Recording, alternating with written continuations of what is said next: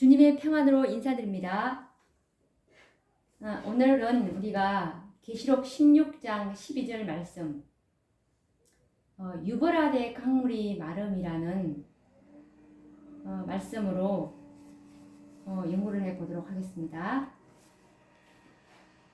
이 유브라데 강물이 마른다는 그 말씀이 계시록 16장 12절에 보시면 또 여섯째가 그 대접을 큰 강 유브라데에 쏟음에 강물이 말라서 동방에서 오는 왕들의 길이 예비되더라 라는 이 말씀을 보게 되는데, 이제 여섯째 지금 재앙을 우리가 연구하고 있는데, 여섯째 재앙을 가진 그 천사가 그 대접을 큰 강 유브라데에 쏟으니까 이제 강물이 마르게 되고, 이렇게 되므로 동방에서 오는 왕들의 길이 예비된다는 될 것이라는 그 예언의 말씀을 하고 계십니다. 이 여섯째가 그 대접을 이제 유브라데 강에 쏟는 장면이 나오는데, 그렇다면 이 유브라데의 강물은 무엇을 의미하는지 우리가 한번 알아봐야 되겠죠. 이 요한계시록 17장 15절 말씀을 보시면 성경 자체가 잘 해석을 해주고 있는데요. 계시록 17장 15절 말씀을 보시면 물은 백성과 무리와 열국과 방언들이니라 라고 말씀을 하고 계십니다. 유브라데 강물, 이 강물은 백성, 무리, 열국, 방언들이라고 해석을 해주고 있네요. 그렇다면 이 계시록 13장 3절의 말씀과 한번 연관을 시켜보도록 하겠습니다. 계시록 13장 3절 말씀을 보시면 그의 머리 하나가 상하여 죽게 된 것 같더니 그 죽게 되었던 상처가 나음에 온 땅이 이상히 여겨 짐승을 따르고 라는 말씀이 나오는데, 여기서 이 그의 머리, 이 그는 지금 로마 법왕권을 말하고 있는 거죠.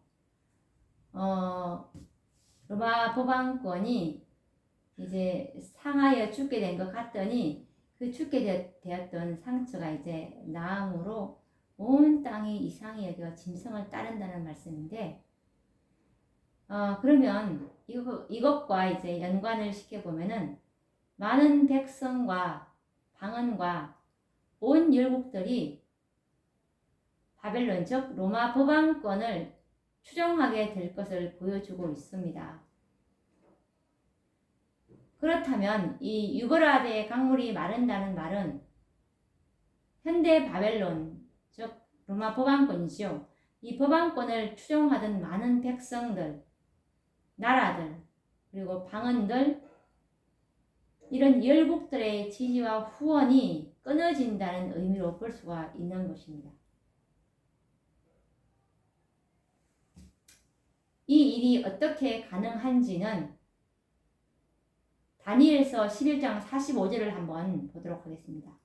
다니엘 11장 45절을 보시면 그가 장막 궁전을 바다와 영화롭고 거룩한 산 사이에 베풀 때에 그런 역사가 일어날 것이라고 다니엘 11장 45절에서 말씀하고 있는데요.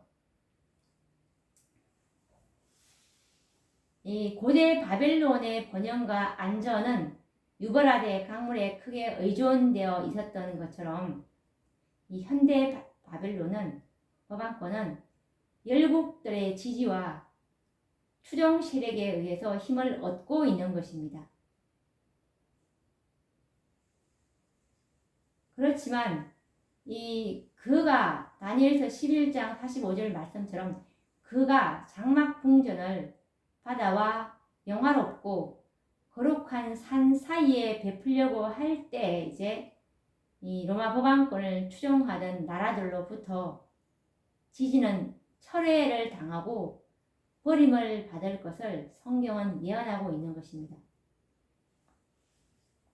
여기서 그가 장막 궁전을 바다와 영화롭고 거룩한 산 사이에 베풀려고 할 때, 여기서 그는 당연히 로마 법왕권입니다. 이렇게 할 때 로마 법왕권이 장막 궁전을 바다와 영화롭고 거룩한 산 사이에 베풀려고 할 때, 이제 이 로마 법왕권을 추종하던 나라들로부터 이제 지지를 완전히 당하고 버림받을 것을 이 성경이 예언하고 있는데, 이 예언을 요한계시록 17장 16절에서 예언하고 있습니다. 보시면 요한계시록 17장 16절 말씀을 보시면 열불과 짐승이 엄녀는 법왕권입니다. 열불과 짐승이 엄녀 즉 법왕권을 미워하여 망하게 하고 벌거벗게 하고 그 살을 먹고 불로 아주 사르리라 라는 예언이 이미 기록되어 있는데요. 여기서 열불은 열국입니다. 이 짐승은, 이 붉은 짐승, 요한계시록 17장에 나오는 이 짐승은 붉은 짐승 사단입니다. 요한계시록 12장에 나오는 그 붉은 짐승 사단과 같은 이 사탄을 의미하고 상징하고 있는데, 이 열불과 짐승 즉 사탄이 엄녀를 미워해. 이 엄녀는 법왕권이죠. 엄녀를 이제 미워해서, 그러니까 열국과 사단이 법왕권을 이제 미워해서 망하게 하고 벌거벗게 하고 그 살을 먹고 불로 아주 사르겠다는 그 예언이 기록되어 있습니다. 이처럼 북방왕 바벨론 법왕권은 언제 멸망당하냐면 바로 이 여섯째 재앙에서 이제 영원한 멸망을 당하게 되는 것입니다. 영원한 멸망은, 이 법왕권의 영원한 멸망은 여섯째 재앙, 이 아마겟돈 전쟁 때 완전히 열국과 사단으로 인해서 완전히 이제 벌거벗기고 그 살을 먹고 불로 아주 사르리라는 예언처럼 영원한 멸망을 당할 것을 성경은 예언하고 있는 것입니다. 그렇다면 이 요한계시록 16장 12절의 말씀에 보시면 또 여섯째가 그 대적을 큰 강 유브라데 쏟음에 강물이 말라서 동방에서 오는 왕들의 길이 예비되더라 라는 말씀에서 이 동방에서 오는 이 동방에서 오는 왕들이 누구인지 우리가 한번 또 알아봐야 되겠죠. 이 재앙을 가진 여섯째 천사가 큰 강 유브라데에 대접을 쏟을 때에 강물이 마르고 동방에서 오는 왕들이 예비되는 것으로 기록되어 있습니다. 우리가 이 고대 바벨론이 어떻게 멸망을 당하였는지를 상기하게 되면 이 문제도 풀 수가 있습니다. 그 당시 이 메대와 파사의 연합군의 사령관이었던 고레스가 바벨론 성 한가운데를 흐르던 유브라데 강물을 말리고 바벨론을 멸망시킨 역사는 전쟁 역사상 참으로 피를 흘리지 않고 점령하는 가장 유명한 전쟁의 역사이기도 한데요. 이렇게 해서 이제 고대 동방의 왕으로 표상된 인물인 고레스로 하여금 바벨론의 포로가 되었던 하나님의 백성들을 해방시키고 고향으로 돌아가도록 조서를 내리게 하므로 이 역사는 현대 바벨론의 멸망을 표상하는 동시에 세상의 종말을 보여주는 표상적인 역사이기도 합니다. 이 역사는 이미 고레스가 태어나기 약 150년 전에 이사야 선지자를 통해서 예언하신 말씀이었죠. 이 말씀을 보시면 참조해 보시면 이사야 44장 28절에서 그리고 또 이사야 45장 3절의 말씀에 잘 참조가 되어 있습니다.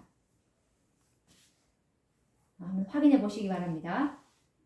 고레스를 통해서 동방의 왕으로서 예언이 성취되었던 것처럼 마지막 6째 재앙 때 바벨론의 포로가 되어서 죽음의 공포 속에서 부르짖고 있는 하나님의 백성을 구원하실 이 동방의 왕은 누구이겠습니까?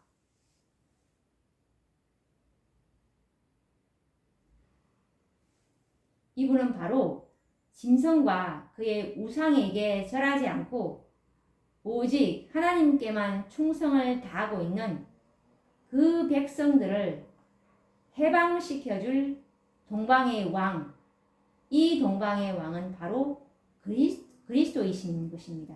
그리스도.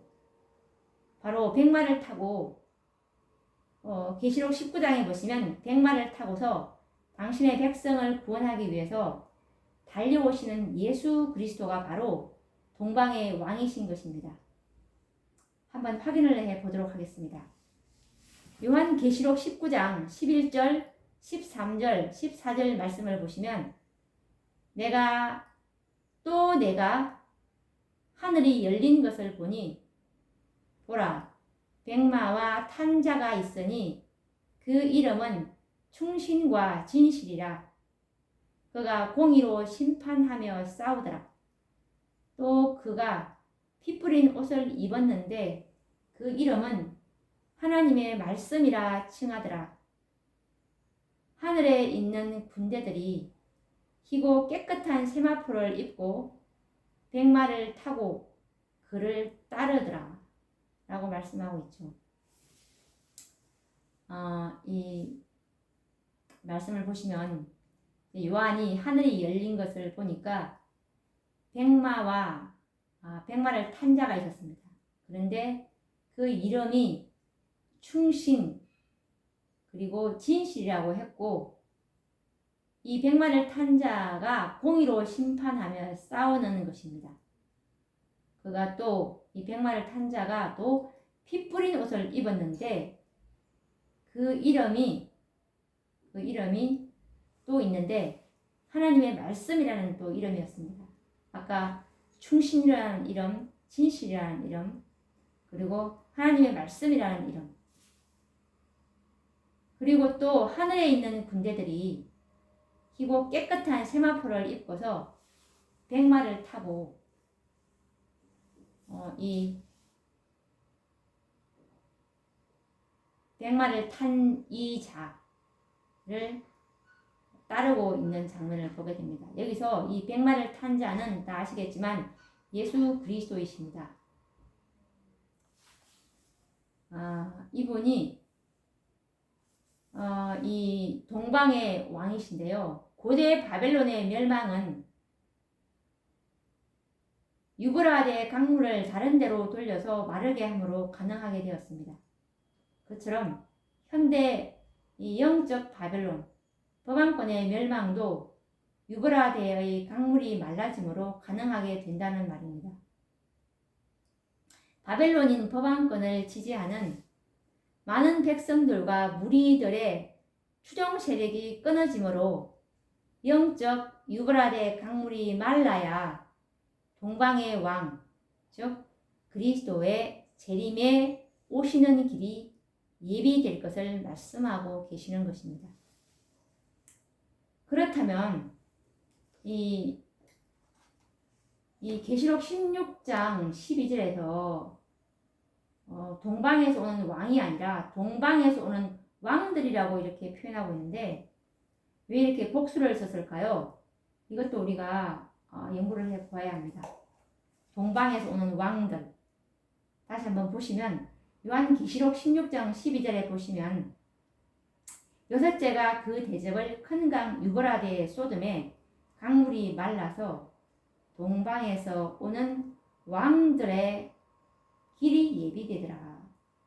이 동방에서 오는 왕들이라는 말씀에서 왕은 단수가 아닌 복수의 표현을 사용하고 있음을 우리가 볼 수가 있는데, 당연히 동방의 왕은 우리가 그리스도이심을 확인할 수 있었지만 이 왕들이라는 표현은 우리가 연구가 좀 필요한데요. 다시 한번 이 고대 바벨론이 멸망당한 역사를 한번 우리가 자세히 살펴보게 된다면 동방에서 오는 이 왕들이 왜 복수를 썼는지 우리가 깨닫게 되실 것입니다. 당시 바벨론은 동방에 있는 두 나라의 연합국에 의해서 멸망을 당하였습니다. 페르시아의 이 고레스 왕과 그리고 메대의 다리오 왕의 연합국에 의해서 이 바벨론이 멸망이 되었는데요.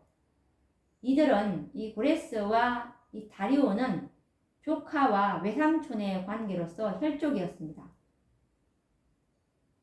고대 바벨론 성 중앙으로 흐르던 이 유브라데 강물이 마르고 동방의 두 왕들이 오는 길이 열리게 되었던 고대 바벨론의 역사를 상기해야 할 것입니다. 이 두 왕, 고레스와 다리오 왕에 의해서 바벨론은 멸망을 당하였고 하나님의 백성들은 구원을 받았습니다.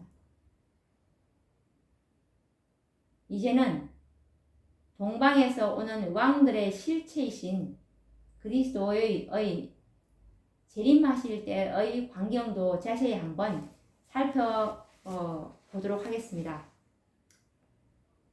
그리스도의 재림의 광경이 요한계시록 6장 14절에서 16절 말씀을 보시면 하늘은 종이 축기 말리는 것 같이 떠나가고 각 산과 섬이 제자리에서 옮김에 땅의 임금들과 왕족들과 장군들과 부자들과 강한 자들과 각 종과 자주자가 불과 산 바위 틈에 숨어 산과 바위에게 이르되 우리 위에 떨어져 보좌에 앉으신 이의 낯에서와 어린 양의 진노에서 우리를 가리우라 라고 이렇게 지금 예수님의 재림 장면을 묘사하고 있는데, 보시면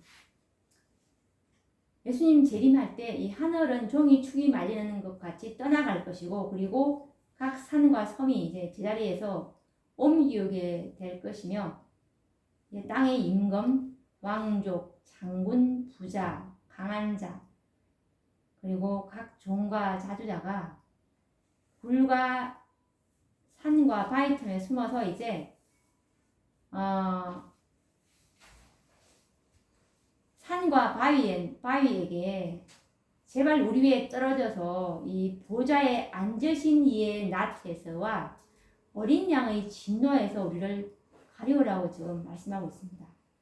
지금 재림 때 보니까 재림 때 이 보좌에 앉으신 이의 낯 그리고 어린 양의 진노, 이 두 분을 지금 언급하고 있는데요.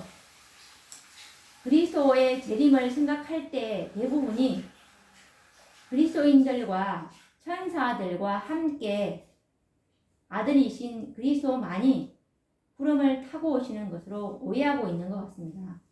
보통 대부분의 그리스도인들이 예수님 혼자 이 천사들과 함께 구름 타고 오는 것으로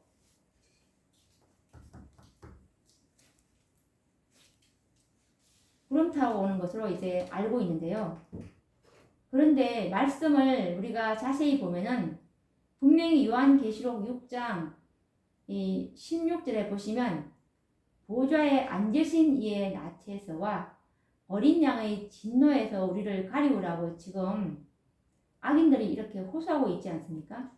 분명히 존재가 두 분임을 알게 됩니다. 이 두 분의 영광에 견딜 수가 없어서 지금 악인들이 차라리 산과 바위가 우리에게 떨어져 가지고 가리우라고 지금 탄원하고 있는 장면인데,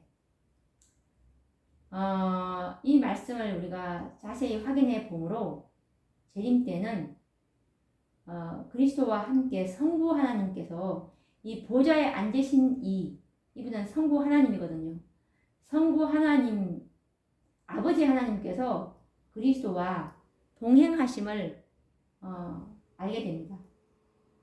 요한은 계시 가운데서 악한 자들이 그리스도의 재림의 장면을 보고서 부러짓기를 바위 틈에 숨어 산과 바위에게 이르되 우리 위에 떨어져 보좌에 앉으신 이의 낫에서와 어린 양의 진노에서 우리를 가리우라 라고 말하는 장면을 보게 되는 것이죠.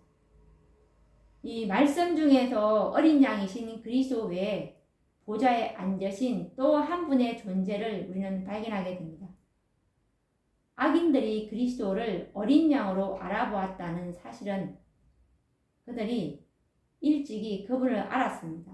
그리고 자신들이 그분을 죽인 사실로 이미 알던 분임을 의미하는데, 그렇다면 악인들이 알아보지 못한 보좌에 앉으신 분은 누구일까요?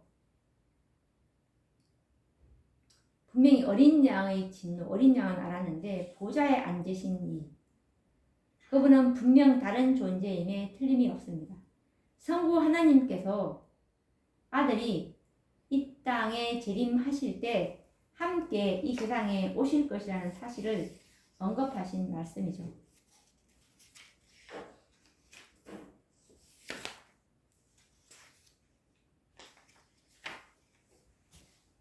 이 계시록, 요한계시록 4장에 보시면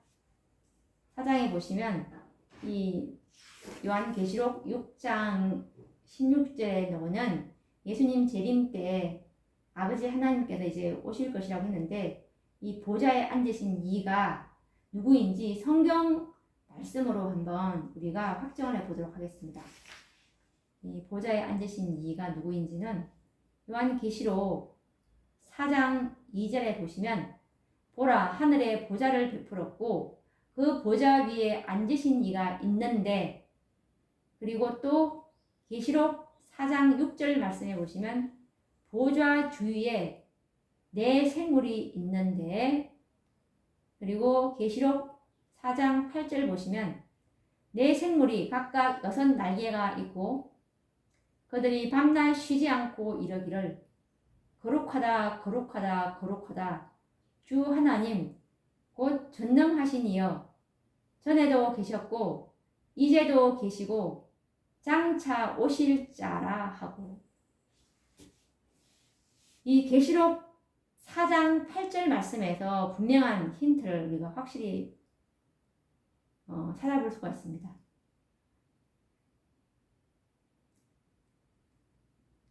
전에도 계셨고 이제도 계시고 장차 오실 자, 이 네 생물의 노래 가운데 보좌에 앉으신 분을 일컬어서 전에도 계셨고 이제도 계시고 장차 오실 자라는 말을 듣게 됐는데요. 장차 오실 자라고 하면 분명히 이제 재림을 뜻하는 말씀인데, 이 보좌에 앉으신 분이 성부 하나님이시라면 성부 하나님께서도 그리스도께서 지상에 재림하실 때 함께 동행하신다는 말씀이 아니겠습니까? 물론 계시록 4장의 기록만으로는 보좌에 앉으신 분이 성부 하나님이시라는 이 보장을 하기가 어렵지만, 연속적으로 하늘의 장면을 보여주는 요한계시록 5장에서는 그렇지가 않습니다. 분명하게 보좌에 앉으신 분과 어린 양이신 그리스도를 구분해서 이 요한계시록 5장에서는 설명을 해주고 있기 때문입니다. 요한계시록 5장 1절에서 2절 말씀을 보면은 보좌에 앉으신 분의 손에 7 인으로 봉함한 책이 있고, 그리고 요한계시록 이 5장 3절에서 4절을 보시면 그 인을 뗄 자가 없어서 요한이 울고 있는 장면이 나옵니다. 그리고 또 요한계시록 5장 5절에서 7절 말씀에 보시면 장로 중에 한 사람이 어린 양이 7인으로 봉함한 책을 떼기에 합당하다는 말과 함께 보좌에 앉으신 분의 손에서 책을 취하는 어린 양의 모습을 보고 있습니다. 그렇다면 분명 보좌에 앉으신 분은 성부 하나님이시며 책을 취하시는 어린 양은 그리스도이심은 참으로 분명한 사실입니다. 그리고 요한계시록 5장 13절 말씀을 보시면 만물이 가로되 보좌에 앉으신 이와 어린 양에게 찬송과 존귀와 영광과 능력을 세세토록 돌릴지어다 라는 이 하늘의 노래를 이제 듣게 되는데, 이 보좌에 앉으신 분과 어린 양을 구분해서 성부 하나님과 어린 양이신 그리스도를 찬양하는 말씀이죠. 그래서 이 그리스도께서는 이 지구에 다시 오시는 이 재림 때는 성부 하나님께서도 동행하실 것임을 의심할 여지가 없는 것입니다.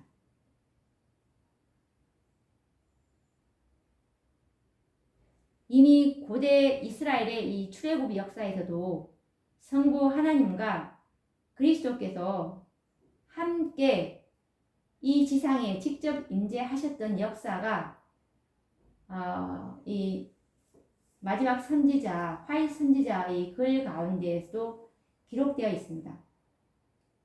고대 이스라엘 백성들이 출애굽하여 시내산에 이르렀을 때 하나님께서는 거룩한 율법을 선포하셨습니다. 시내산 꼭대기에는 불 붙는 연기로 자욱하고 무서운 천둥 소리와 화염이 일어나는 가운데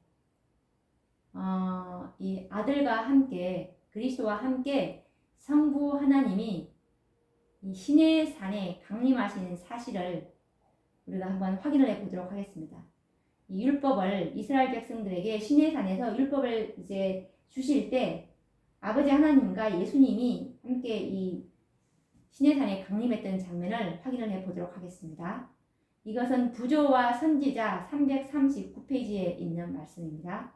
부조와 선지자 339페이지를 보시면 시내산의 공포는 백성들에게 심판의 광경을 보여주기 위함이었다.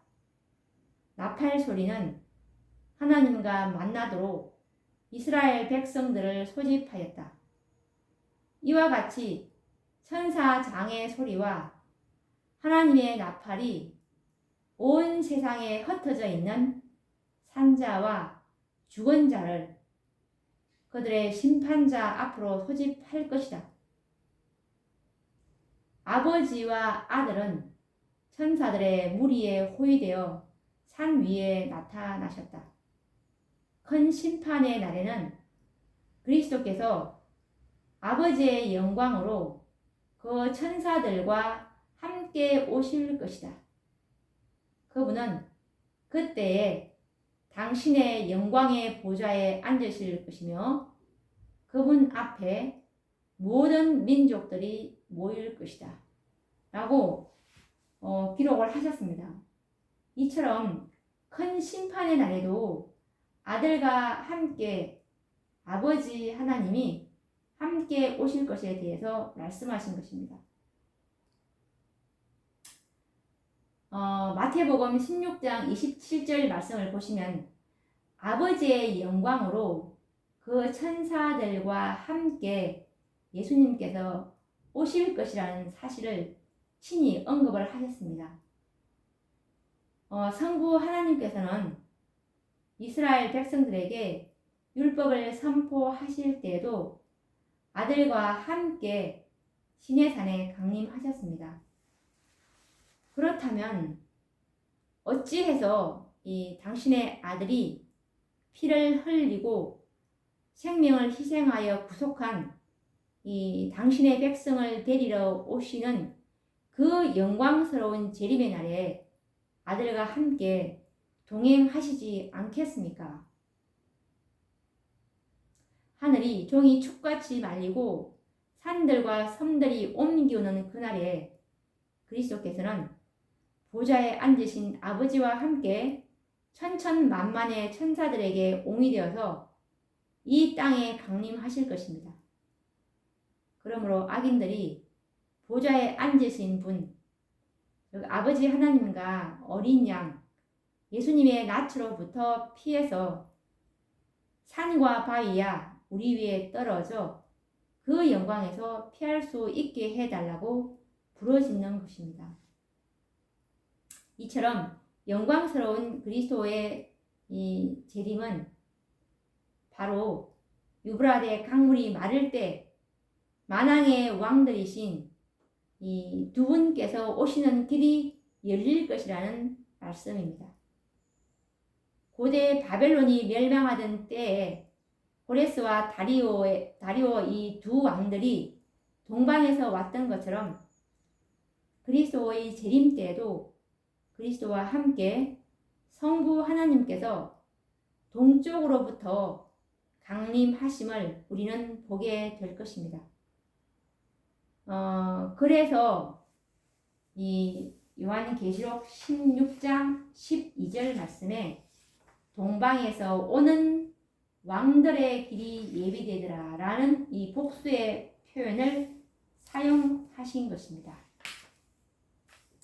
오늘은 우리가 요한계시록 6째 재앙 아마겟돈 전쟁을 이제 연구하면서 계시록 16장 12절에 유브라데 강물이 마른다는 이 말씀의 의미와 이 동방의 왕들이 누구인지에 대해서 이제 연구를 해보았는데, 이 다음 시간에도 계속 이 아마겟돈 전쟁에 대해서 계속 또 이어서 연구를 해보도록 하겠습니다.